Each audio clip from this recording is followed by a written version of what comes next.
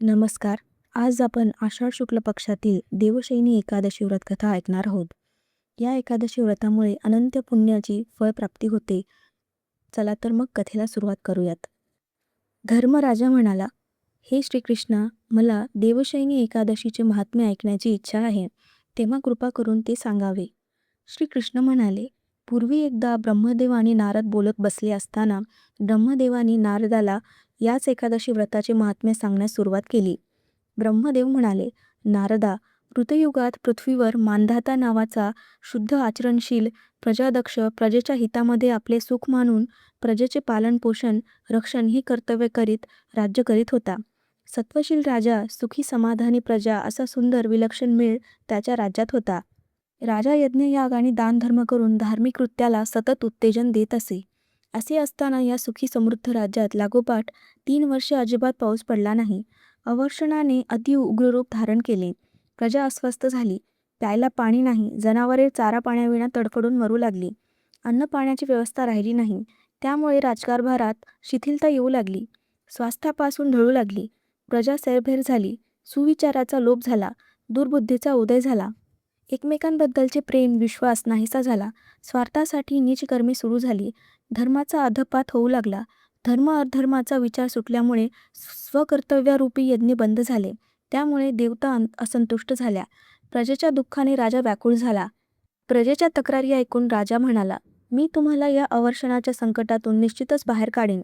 तुम्ही काळजी करू नका. राजाच्या शब्दावर प्रजेचा विश्वास होता. आपला सामर्थ्यवान राजा हे संकट दूर करेल.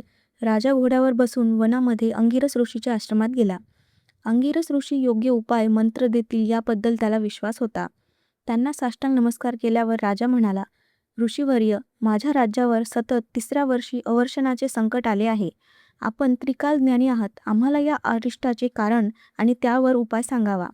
अंगिरसांनी ध्यान लावून त्या अवर्षण संकटाचे कारण अंतर्ज्ञानाने ओळखले. ते म्हणाले, राजा, तुझ्या राज्यात ऋषलीपुत्र नावाचा माणूस आपल्या शूद्रवर्णाला मान्य नसलेली तपश्चर्या करीत आहे. या तपश्चर्येचा भंग केल्यास पर्जन्यवृष्टी होईल. सत्वशील राजा म्हणाला, मुनिश्रेष्ठा, प्रजाजनांवर असा अन्याय करून त्यांना समाधानापासून वंचित करण्याचे, त्याची तपश्चर्या भंग करण्याचे पाप मी करणार नाही. याशिवाय दुसरा मार्ग सांगा. तो करण्यात मला किती कष्ट पडले, माझे प्राण खर्ची पडले तरी चालेल, पण माझ्या प्रजेचे जीवन रक्षण झाले पाहिजे. अंगिरस ऋषी म्हणाले, राजा, हे कृतयुग आहे आणि या युगात केवळ ब्राह्मणांनी तपश्चर्या करावी. इतर वर्णीयांना तो अधिकार नाही, म्हणून तुला सांगितले. असो, दुसरा उपाय ऐक. देवशयनी एकादशी व्रत तू आणि तुझ्या प्रजेने यथाविधी केले तर अवर्षण संकट संपून पर्जन्यवृष्टी होई, भरपूर धान्य पिकेल. राजाला ही कल्पना मान्य झाली. तो राजधानीत आला. राज्यसभेत आपल्या मंत्रीगणांना ही बातमी सांगितली. सर्वांनी ती मान्य केली. राज्यात सर्वत्र सेवकाकडून दवंडी देऊन प्रजाजनांना देवशयनी एकादशी व्रत करण्याची राजाज्ञा आहे म्हणून सांगितले. अवर्षणावर हा उपाय म्हणून प्रजेने काही दिवसात आलेली देवशयनी एकादशी व्रत श्रद्धापूर्वक केले. त्याचा परिणाम होऊन पाहिजे तेवढी चलवृष्टी झाली. धान्याची मुबलकता आली. सर्वत्र आनंदी आनंद झाला. तेव्हापासून राजा आणि प्रजा सर्वजण देवशयनी एकादशी व्रत करू लागले. त्यामुळे राज्यातील सर्व अरिष्टे दूर झाली. श्रीकृष्ण म्हणाले, ही एकादशी तशी सर्व एकादशीमध्ये अत्यंत महत्त्वाची सर्वमान्य असल्याने तिचे पालन सर्वत्र केले जाते.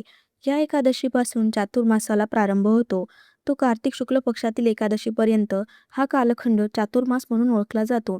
या काळात भाविक अनेक नित्यनियम करतात. त्यातील काही महत्त्वाचे नियम म्हणजे एखाद्या धार्मिक ग्रंथाचे वाचन, श्रवण, कथा, प्रवचन, भजन करण्याचा संकल्प करतात. जेव्हा सूर्य कर्क राशीत येतो तेव्हा भगवान शयन करतात. सूर्य जेव्हा तूळ राशीत येतो तेव्हा भगवान झोपेतून जागे होतात. म्हणून या 4 महिन्याच्या काळात भगवंताची सोने अथवा इतर धातूची मूर्ती लक्ष्मीसहित पंचामृताने स्नान घालून पितांबरासारखे रेशमी वस्त्र नेसवून षोडशोपचाराने पूजन करावे. धूप दीप नैवेद्य दाखवून पांढऱ्या शुभ्र मऊ आसनावर लक्ष्मीसहित शयन करावी. भक्तिभावाने प्रार्थना करावी. या काळात ब्राह्मणाला वासरासहित गाय दान, वस्त्रदान, भोजनदान, सोने चांदी तांबे यांचे दान करणे किंवा गूळ साखर तीळ यांचे त्या पात्रासहित दान करणे, ब्राह्मणाला चप्पल दान देणे, तांबूल दान देणे, रोज एक फळ दान देणे, एखाद्या देवतेच्या मंदिराची रोज साफसफाई करणे, मंदिर परिसर झाडून स्वच्छ करणे, पाणी टाकून धुवून टाकणे अशी सेवासुद्धा नियमच आहे. रोज देवाच्या अभिषेकासाठी दही, दूध, साखर, तूप, मध एखाद्या मंदिराला दान देणे, चातुर्मासात अशा प्रकारची दान देणे व श्रद्धापूर्वक नित्यनियम फार पुण्यदायी आहे. अशा प्रकारची दान देण्यामुळे त्याची शुभफलेही त्वरित मिळतात. मनुष्य सुखी होण्यासाठी इच्छा करतो त्या सर्वाची पूर्तता दान कर्माने होते. नकळत अजाणतेपणे हातून घडलेल्या पापाचा विनाश होतो. संपत्ती, संतती, सन्मान, व्याधिमुक्ती, दीर्घायुष्य, निसर्गाचा प्रकोपातून मुक्तता, अचानक उद्भवलेल्या संकटातून सोडवणूक इत्यादी गोष्टी मिळतात. श्रद्धापूर्वक नित्यनियम करणे, त्यामध्ये खंड पडू न देणे या गोष्टीचे पालन केले पाहिजे.